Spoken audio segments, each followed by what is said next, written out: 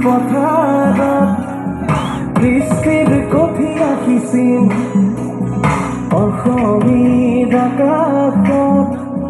সংস্কৃতিৰ বাট বুলি সৃষ্টিৰ পথাৰত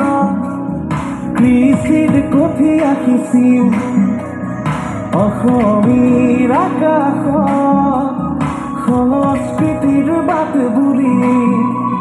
সপোনৰ পংখেদি খেদি হেঁপাহৰ এজন আঁকিছিল শান্তিৰ সুবাসেৰে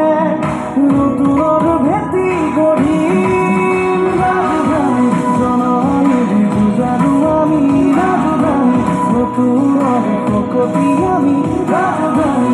সৃষ্টিৰ অগণি আমি ৰাজধানী ৰাজধানী ৰাজধানী জননীৰ পূজাৰো আমি ৰাজধানী নতুনৰ শকতি আমি